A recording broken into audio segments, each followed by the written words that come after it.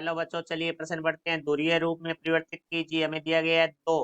तो मुख्य अवधारणा, तो हमारा जो प्रश्न है वो सहमिश्र संख्या से संबंधित है। तो सहमिश्र संख्या का जो हमारा मानक रूप होता है वो जेड बराबर होता है ए प्लस आयोटा बी। और इसका जो ध्रुवीय रूप होता है वो हमारा होता है जेड बराबर r cos theta plus iota sine theta. जहाँ हम आर है वो होता है बराबर होता है वर्गमूल ए की घात दो प्लस बी की घात दो।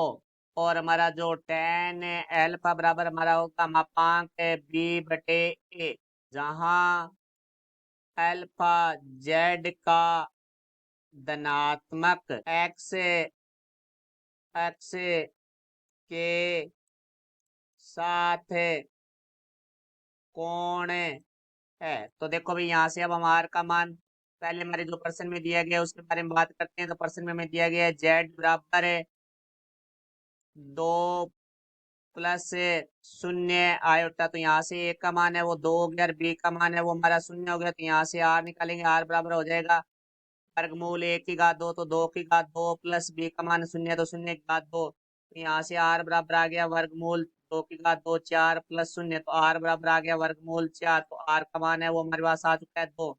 तो अब यहाँ से हम निकालेंगे टेन अल्फा जो कि होता है मापांक बी बटे, तो बी का मान शून्य बटा में दो।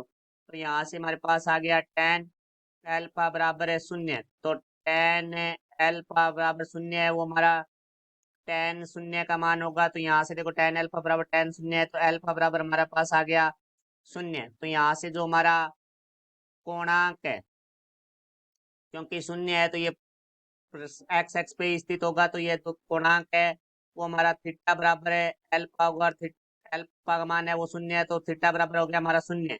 तो यहाँ से देखो भाई ध्रुवीय रूप, तो वो हमारा होता है जेड बराबर आर। आर का मान है हमारे पास दो कोस थीटा, तो यहाँ से आ जाएगा cos zero plus iota sine zero. तो ये हमारा ध्रुवीय रूप हुआ। ये हमारे प्रश्न का उत्तर, आशा करता हूँ समझ आया होगा। धन्यवाद।